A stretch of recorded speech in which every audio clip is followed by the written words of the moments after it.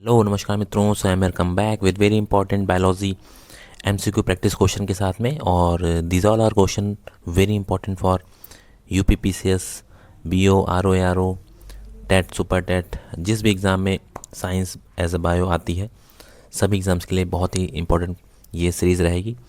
और इस सीरीज़ के इससे पहले जो भी लेक्चर्स बन चुके हैं मैं आपको लास्ट में शेयर कर दूंगा एज अ प्लेलिस्ट। ठीक है, वो सारे के सारे आप देखिए, नोट्स बनाइए। चलिए चलते हैं आगे। चैनल को सब्सक्राइब और सेशन को लाइक कर लीजिए। चलिए आगे बढ़ते हैं।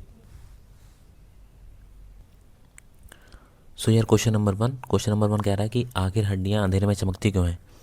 ठीक है, तो यहाँ पे देख लें ABCD, जल्दी से बताओ आप लोग।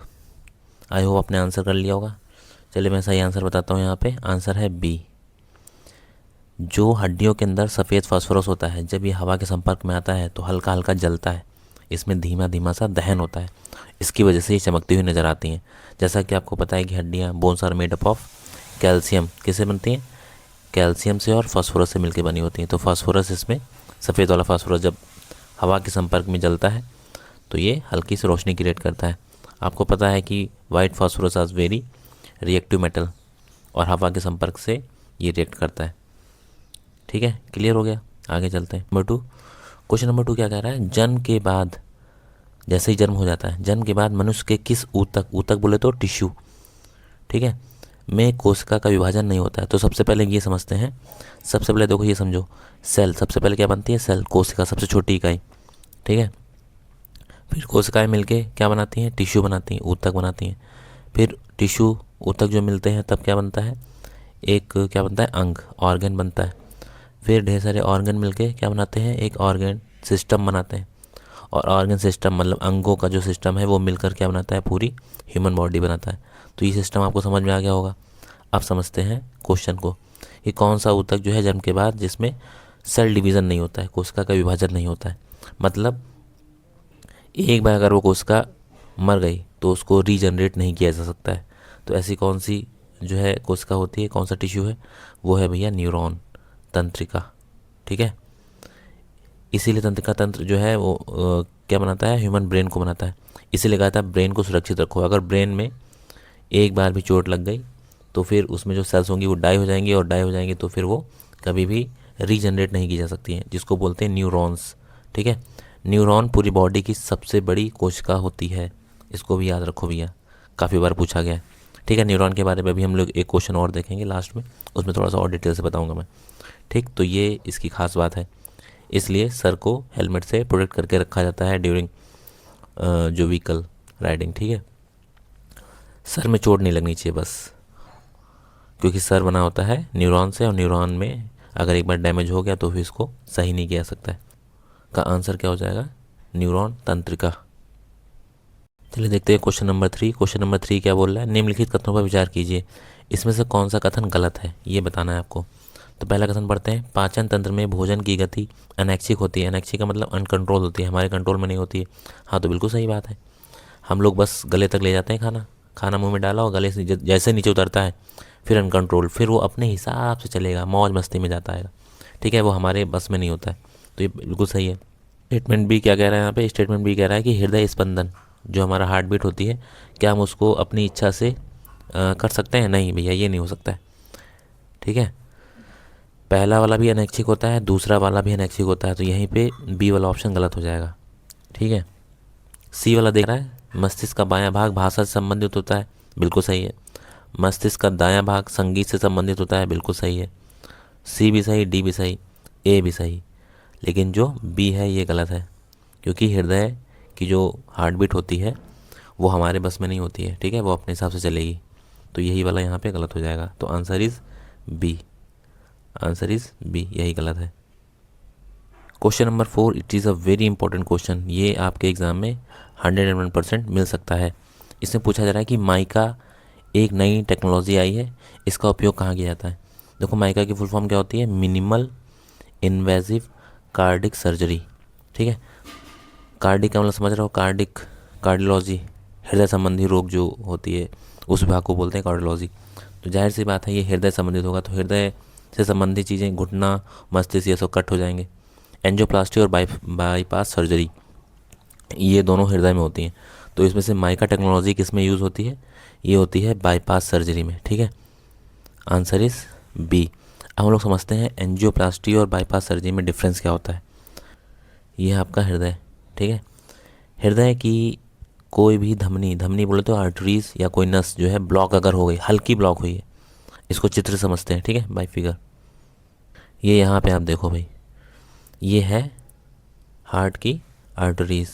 इसमें क्या जमा हो गया है? कोलेस्ट्रॉल फैट, जो हमने अनसंट तेल खाया है, ये सब चाउमीन बर्गर वाला, वो क्या करता है? कोलेस्ट्रॉल, बैड कोलेस्ट्रॉल क्रिएट करता है और धमनी को चोक करता है, नसों को चोक करता है। अब यहाँ से ब्लड फ्लो हो नहीं पाएगा, समस्या होगी, सांस फूलेगी, काफ़ी दिक्कतें होंगी। तो उन दिक्कतों को हटाने के लिए एंजियोप्लास्टी करी जाती है। ये एक छोटी प्रक्रिया है। ठीक है, मतलब अगर जो नॉर्मल से दिक्कत है तो एंजियोप्लास्टी करी जाती है, बड़ी दिक्कत होगी तो फिर बाईपास सर्जरी। पूरा अगर ये रास्ता बंद हो जाएगा तब बाईपास सर्जरी करी जाती है, मतलब ये रास्ता अब खोला नहीं जा सकता है, तब बाईपास सर्जरी होगी। अभी उसको भी समझेंगे। पहले एंजियोप्लास्टी समझते हैं, इसमें होता क्या है। इसमें देखो हल्का सा रास्ता बंद है, थोड़ा सा रास्ता गैप है, तो क्या किया जाएगा? एक स्टेंट, एक छल्ला होता है, ये देखो आप देख रहे हो यहाँ पे, इस छल्ले को इसमें डालेंगे ट्यूब के माध्यम से, और इसके अंदर एक छोटा सा क्या होता है? बैलून टाइप का। इस छल्ले को यहाँ पे डाला, फिर यहाँ से पंप से इसमें हवा भरेंगे, तो ये देखो बैलून यहाँ पे फूल गया। जब फूलेगा तो ये साइड की जो इसमें फैट जो कलेक्ट है, कोलेस्ट्रॉल, ये क्या होगा? ऊपर की तरफ सरक जाएगा, इस पर प्रेशर पड़ेगा तो ये रास्ता खुलेगा। खुलेगा, आगे चलते हैं। यहाँ पे देख लो, ये रास्ता पूरा तरीके से खुल गया है। अब इसमें से ब्लड फ्लो आराम से होगा। इसके अंदर जो बैलून था उसको वापस निकाल लिया जाता है। अब इसको प्रॉपर इसी में इम्प्लांट कर दिया गया। ये जो जाली है स्टेंट, इसको बोलते हैं स्टेंट, छल्ला बोलते हैं। यही बाईपास सर्जरी, वो सॉरी बाईपास नहीं, एंजियोप्लास्टी इसी को बोलते हैं। ये रास्ता आपका खुल गया है। ठीक, जब कभी ये रास्ता पूरा बंद हो जाएगा तब हम लोग करेंगे बाईपास सर्जरी, मतलब कि अब रास्ता खोला नहीं जा सकता है। अब उसको भी समझ लेते हैं बाईपास सर्जरी में क्या होता है। अच्छा, जो एंजियोप्लास्टी होती है इसमें क्या करते हैं? हाथ से जो हम लोग का हाथ होता है उसमें से एक छोटा सा माइनर सा एक छेद किया जाता है और वहीं से इसको इम्प्लांट करते हैं, और ये हमेशा जो है नस या आर्टरीज में पड़ी रहेगी। ये स्टंट इसको बोलते हैं, छल्ला। ठीक है, समझ लेते हैं हम लोग बाईपास सर्जरी के बारे में। देखो बाईपास सर्जरी का तभी होती है जब कोई भी रास्ता पूरी तरीके से बंद हो गया। अभी ऊपर हमने देखा था उसमें रास्ता खुलने की संभावना थी तो हमने छल्ला डाल के खोल दिया। अब है कि रास्ता पूरी तरीके से बंद हो गया, उसको खोला नहीं सकता, नस पूरी ख़राब हो चुकी है। तब क्या करेंगे हम लोग? उस नस को छोड़ कर हम लोग एक पैर की नस, जो ये हम लोग की होती है पेंडलीज पैर में, इसको बोलते हैं शरीर का दूसरा हृदय। ठीक है, शरीर के जो ऊपर वाले हृदय से पंप नीचे जाता है, फिर यहाँ पिंडलियों से पंप फिर से किया जाता है, तब वो फिर से खून ऊपर तक पहुँचता है हृदय तक। इसलिए इन पिंडलियों को सेकंड हार्ट, मतलब कि दूसरा हृदय शरीर का कहा जाता है। तो हम लोग अब क्या करेंगे? हम लोग को नस की ज़रूरत है, वो नस तो ख़राब हो चुकी है हृदय में, ये वाली। तो हम लोग एक नस कहाँ से निकालेंगे? इस पिंडलियों से एक नस निकालेंगे। ठीक है, हम लोग नस कहाँ से निकालेंगे? इन पिंडलियों से एक नस निकालेंगे। ये देखो निकाल ली, और इसी नस को ले जाके यहाँ पे सेट कर देंगे। इसको हमने इम्प्लांट कर दिया, मतलब कि ग्राफ्ट हो गई टोटली। समझ में बताइए? इसको ऐसे समझो, बाईपास का मतलब, मान लो ये आपका घर है, ये आपका स्कूल है, आप ऐसे जा रहे हो, ये रास्ता है, ये रास्ता बंद हो गया पानी से, तो आप क्या करोगे? इधर से निकल जाओगे बाईपास करके, दूसरा एक रास्ता खोज कर। बस वही काम यहाँ पे किया जाता है। मान लो यहाँ पे एक नस थी, ये हृदय है, ये नस ख़राब हो गई है, तो हम इस नस को हटा के क्या उसको पड़ा रहने देंगे और एक दूसरी नस डाल देंगे जो कि यहाँ पे बनी हुई है। इसी को बोलते हैं बाईपास सर्जरी। ठीक है, ये थोड़ी सी डिफ़िकल्ट होती है, और जो टेक्नोलॉजी नई आई है मिकास, वो इसी में काम आती है, बाईपास सर्जरी में। डन, आगे बढ़ते हैं। Question number 5, it is a very important question, बहुत बार पूछा गया है, हो सकता है आपको पता भी हो, बट इसके बारे में थोड़ा डिटेलिंग देखेंगे, वो थोड़ी सी जो है इंटरेस्टिंग रहेगी। नेत्रदान में जो जो दाता होता है, डोनर जो होता है, उसकी आँख का कौन सा भाग निकाला जाता है, कौन सा भाग उपयोग में लाया जाता है? तो जैसा कि आपको पता है, ये बहुत इजी क्वेश्चन है, कॉर्निया। ठीक है, कॉर्निया ही निकाला जाता है, पूरी आँख नहीं निकाली जाती, पूरी आँख संभव भी नहीं है। अब ये समझते हैं कि आखिर कॉर्निया ही क्यों निकाला जाता है। ये एक क्वेश्चन आता है दिमाग में कि आखिर कॉर्निया क्यों निकाला जाता है। पहले हम समझते हैं कॉर्निया होती क्या चीज़ है। इस फिगर से समझो, ये आपकी आँख है पूरी। ठीक है, आँख हो गई, इसमें सबसे आगे जो एक विंडो होती है, जो सबसे आगे लेयर होती है, इसी को बोलते हैं कॉर्निया। कॉर्निया काम होता है एक विंडो टाइप का, ऐसे ये विंडो है और ये प्रकाश आ रहा है, ये प्रकाश हमने विंडो खोली और प्रकाश अंदर चला गया। तो कॉर्निया का काम क्या है? लाइट को अंदर आने देना। कॉर्निया का काम क्या है? लाइट को अंदर आने देना। ठीक, इसी के अंदर यहाँ पे एक आइरिस होती है, कॉर्निया बाहर और यहाँ पे होती है आइरिस। ठीक, तो ये विंडो है और ये शटर है, आइरिस को बोलते हैं शटर, एक तरीके से समझो इसको। तो ये प्रकाश को अंदर आने देती है और आइरिस का काम क्या है कि कितना प्रकाश अंदर जाएगा, कितना ज़रूरी है, क्वांटिटी को मेंटेन करता है आइरिस। ज़्यादा प्रकाश आ रहा होगा तो आइरिस क्या हो जाएगी? सिकुड़ जाती है, कम हो जाती है, तो प्रकाश को रोक लेती है ताकि अंदर डैमेज ना हो। और कम होगा तो आइरिस फैल जाती है ताकि आपको ज़्यादा से ज़्यादा प्रकाश अंदर जाए और चीज़ें आपको दिखें। ठीक है, अक्सर आपने देखा होगा जब धूप में आप होते हो, बाहर गए आप धूप में गए तो आइरिस, धूप बहुत तेज़ होती है, ज़्यादा प्रकाश अंदर आ रहा है तो आइरिस क्या हो जाएगी? सिकुड़ जाएगी। फिर जैसे ही आप रूम के अंदर आओगे तो आपको चीज़ें दिखेंगी नहीं। क्यों? क्योंकि आइरिस सिकुड़ी हुई है अभी, उसको बस 1 से 2 मिनट लगते हैं, वो फिर नॉर्मल होके फैल जाती है, तो ढेर सारा प्रकाश अंदर आता है, तब आपको जो अंधेरा लग रहा था रूम के अंदर वो नॉर्मल हो जाता है। ठीक है, तो ये काम है। अच्छा, ये समझो, आँखों का रंग कौन तय करता है? आँखों का रंग तय करती है आइरिस। आइरिस जिस कलर की होगी वही कलर आपकी आँखों का होगा। अगर मेलानिन ज़्यादा है, आइरिस आपकी काली होंगी या भूरी होंगी। ठीक है, यहाँ पे देख लो आइरिस कैसी है? ब्राउनिश है, ये आइरिस है, और ये बीच में काला काला है, ये पुपिल है। ठीक, इसके ऊपर जो लेयर होगी वो कॉर्निया की होती है, कॉर्निया ही लिया जाता है।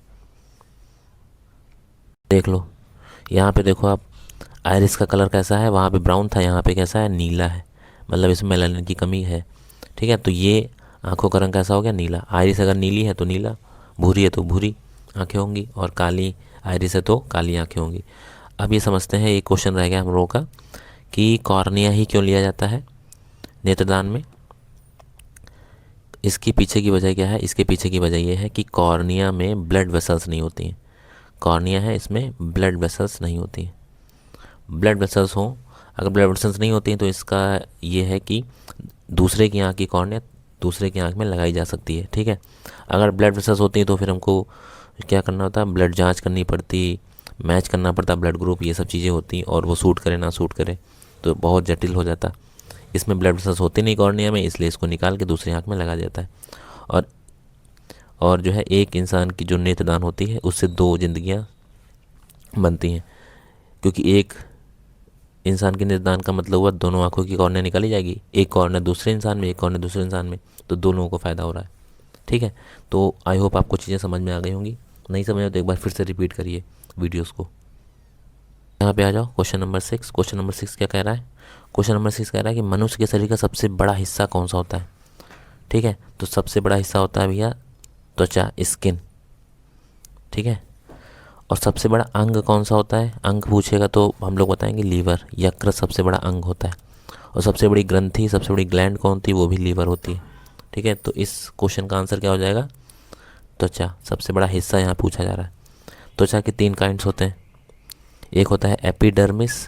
3 तरह की त्वचा, एपिडर्मिस सबसे बाहरी त्वचा, उसके नीचे होती है डर्मिस, और उसके नीचे होती है हाइपोडर्मिस।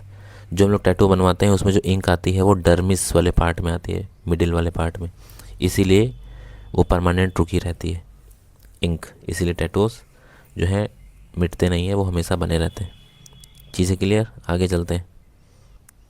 यह क्वेश्चन नंबर 7। क्वेश्चन नंबर 7 में कहा जा रहा है कि निम्नलिखित में से सबसे अधिक पीएच वैल्यू, पीएच मान जिससे हम लोग को ये पता चलता है कि कौन सी चीज़ अम्ल है और कौन सी चीज़ क्षार है। पीएच वैल्यू अगर जो 7 या 7 से कम है तो वो अम्ल होगी, और 7 से ज़्यादा है तो क्षार होगी, और 7 पर है तो न्यूट्रल होगी। तो सबसे अधिक पीएच वैल्यू किस जूस की होती है जो हमारे शरीर में निकलते हैं?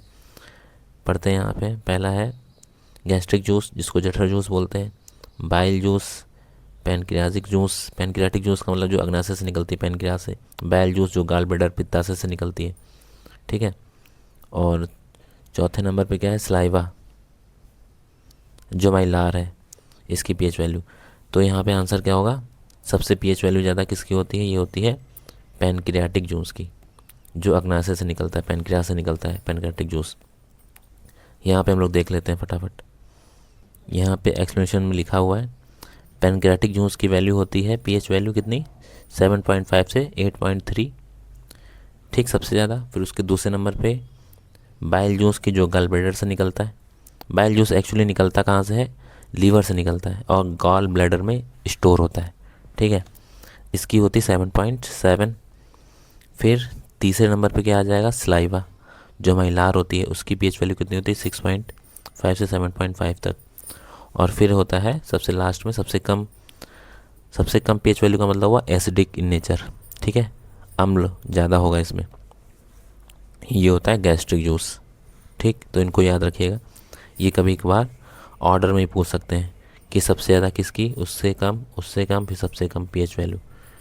ठीक है, ऐसे करके तो इनको याद रखिएगा। पहले नंबर पे पैनक्रियाटिक, दूसरे नंबर पे, तीसरे नंबर पे और ये चौथे नंबर पे।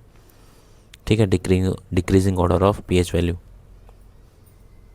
क्वेश्चन नंबर 9, सॉरी 9 नहीं, क्वेश्चन नंबर 8।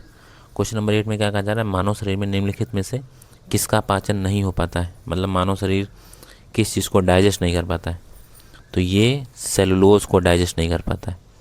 सेलुलोज कहाँ मिलते हैं, सेलुलोज मिलते हैं जो पेड़ होते हैं उनके सेल वॉल में, कोशिका भित्ति में। ठीक है, तो पेड़ों से बनी हुई जो सीधे साग पत्ती होती हैं उनको डाइजेस्ट नहीं कर पाती है बॉडी, लेकिन ये इम्पॉर्टेंट होते हैं क्योंकि ये डाइटरी फाइबर्स होते हैं। ठीक है, ये खाने को मूवमेंट कराने में हेल्प करते हैं, इसलिए ये वेरी इंपॉर्टेंट है हमारी बॉडी के लिए। हालांकि इसको हम लोग डाइजेस्ट नहीं कर पाते हैं। इसको डाइजेस्ट कौन करता है, इसको डाइजेस्ट करते हैं जुगाली करने वाले पशु, क्योंकि उनके पेट में होता है बैक्टीरिया जो कि इनको सेलुलोज को तोड़ देता है, जो कि हमारे पेट में नहीं होता, इसलिए हम लोग इसको डाइजेस्ट नहीं कर पाते, बट इनकी इम्पोर्टेंस रहती है। आगे चलते हैं। Question number 9, it is a second last question. इसमें पूछा रहा है कि दो न्यूरॉन्स के बीच के गैप को क्या कहा जाता है, तो इसको बोलते हैं हम लोग साइनप्स।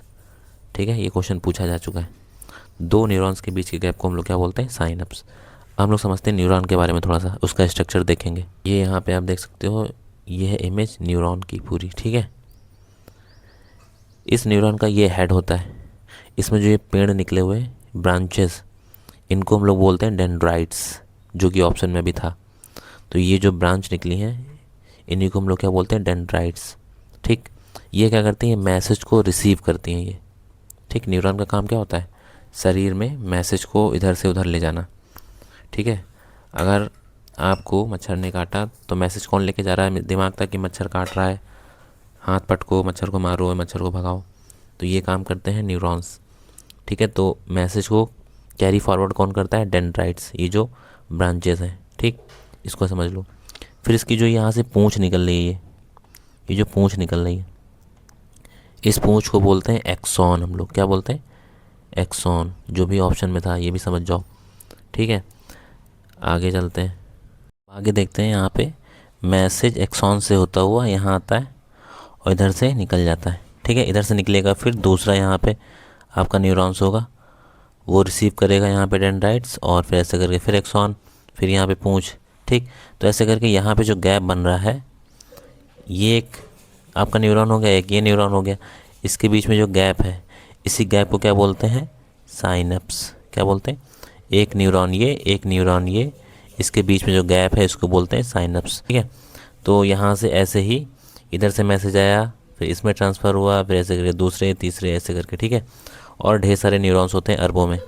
ठीक, तो जैसा कि आपको पता है कि न्यूरॉन्स हमारे बॉडी की सबसे बड़ी कोशिका है, और ये क्या होती है, इसमें सेल डिवीज़न होता नहीं है, इस वजह से अगर ये एक बार मर गई तो इसको ज़िंदा करना बहुत ही मुश्किल काम है। और ये इसी न्यूरॉन से हमारा पूरा मस्तिष्क बना हुआ है, ब्रेन, इसीलिए ब्रेन को प्रोटेक्ट करके रखो, उसमें कोई भी जो है डैमेज ना हो पाए, कोई भी चोट ना लगे, इसलिए जो हेलमेट पहनने की सलाह दी जाती है। ठीक है, तो this all about neuron. Done. Question number 10, this is the last question, last but not least. इसमें पूछा जा रहा है कि शरीर में किस भाग में पित्त मतलब बाइल जूस का निर्माण कहाँ होता है, मैन्युफैक्चरिंग कहाँ होती है, तो मैन्युफैक्चरिंग यूनिट है इसकी कहाँ, यकृत, नॉट पित्ताशय। पित्ताशय नाम इसका पित्त है, बट पित्ताशय में नहीं बनता है। पित्ताशय में फिर क्या होता है, पित्ताशय में ये स्टोर होता है भैया। ठीक है, ठीक है, इसका स्टोरेज जो है सिस्टम कहाँ है, पित्ताशय में, बट ये बनता कहाँ है, मैन्युफैक्चरिंग यूनिट कहाँ है इसकी, लीवर, यकृत। ठीक है, तो आंसर क्या हो जाएगा, कहाँ निर्माण होता है इसका, यकृत में होता है, और जमा कहाँ होता है, गाल ब्लैडर पित्ताशय में। चलो यहाँ पे देख लेते हैं बाइल जूस का आखिर काम क्या होता है। बाइल जूस निकलता है कहाँ से? लीवर से निकलता है, मतलब वहाँ से वहीं बनता है, वहीं से निकलता है। ठीक है, जमा कहाँ होता है? गाल ब्लैडर में। ठीक, इतना क्लियर हो गया। ये कैसा होता है? ग्रीनिश और येलोविश, हल्का हरा और पीले रंग का एल्कलाइन होता है। Alkaline, alkaline. अच्छा ये समझो पहले, क्षार और एल्कलाइन में डिफरेंस क्या होता है? क्षार जब पानी में घुल जाते हैं तभी उनको बोलते हैं एल्कलाइन क्षार। ठीक है, मतलब क्षार दो तरीके के होते हैं, ऐसे समझो। क्षार दो तरीके के होंगे, कुछ क्षार पानी में घुलेंगे नहीं, कुछ क्षार पानी में घुल जाएंगे। जो पानी में घुल जाते हैं उनको बोलते हैं एल्कलाइन। इसीलिए आजकल कॉन्सेप्ट आया एल्कलाइन वाटर का। ठीक है, आजकल जो आरओ आ रहा है उसमें नई टेक्नोलॉजी आई है। कौन सी?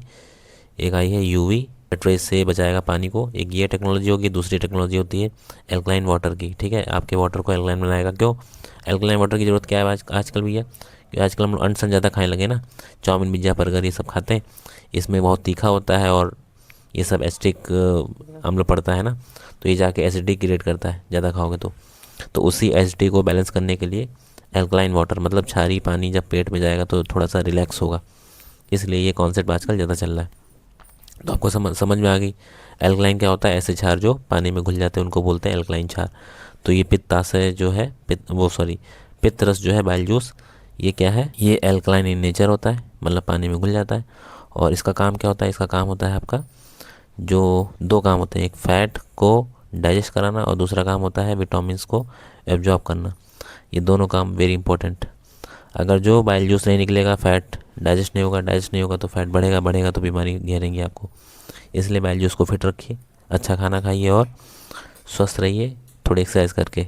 अच्छा, यहाँ पे मैंने एक चीज़ बताई थी कि जो शरीर का जो दूसरा हृदय होता है, एक हृदय तो ये है ही है, दूसरा हृदय क्या होता है? पिंडलीज होती हैं जो कि बैक फोर्स करती हैं, मतलब बैक पंप करती हैं किसको?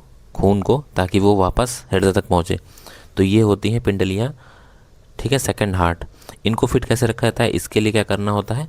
आपको वॉक करना होता है डेली वॉकिंग से इसमें पंप होता है और फटाफट खून ऊपर जाता है हृदय तक।